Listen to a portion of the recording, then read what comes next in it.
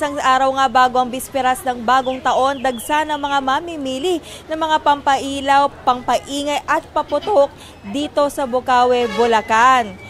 Dumayo pa mula sa iba't ibang lugar ang mga mamimili rito sa fireworks capital of the Philippines. Mas malaki raw kasi talaga ang natitipid nila kaysa bumili sa mga mall. Ang pinakamura rito nga sa Bocaue, ang mga pailaw gaya na lang ng luces na naglalaro, ang presyo sa 100 hanggang 150 pesos. May 1-minute fountain na 500 piso ang halaga, habang 2,000 piso naman kung 3 minutes. At syempre, patok din ang aerial fireworks na mabibili sa halagang 1,000 pesos hanggang 4,500 pesos. At sa mga paputok naman, mayroong mga quitties na 800 hanggang 1,000 piso ang halaga kada tali. Habang ang sawa naman naglalaro sa 1,000 hanggang 10,000 piso ang presyo, depende sa dami ng rounds.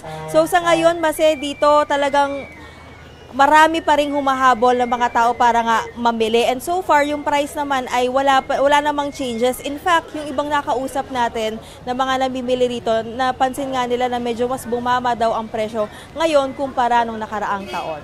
Pero Jovi, Camille, so far yung pag-iikot mo dyan, wala ka namang nakita ng mga illegal na paputok na binibenta dyan. I wonder because mas mataas ngayon yung kaso ng Department of Health ng mga na injured At ang sinasabi ng DOH, mga illegal usually yung dahilan kung ba't sila nasusugatan. So far, meron ka bang nakita dyan? Alam mo, Mase, dito, yung Bureau of Fire Protection Bocaue, magdamag sila na nagmo-monitor at nag-iikot bawat isang tindahan para nga i-check at i-monitor kung may mga ibinibentang illegal. At kasama rin doon sa pag-monitor at pagbabantay ng BFP Bocaue ay yung pagpaalala din sa mga namimili rito na huwag manigarilyo. At saka alam mo, Mase, mahihirapan din yung mga vendor dito kasi dito lang mismo sa kanto ay mayroong stasyon ng polis. So kaya talagang lahat ay magdamag silang minomonitor. Palagay ko mga online yung illegal. Oo. I think so. Malamang nga, mga illegal online. Pero, anong kwento sa'yo ng mga nagtitinda dyan, Camille? Anong expectations nila na dating ng mga tao, especially tomorrow na bisperas?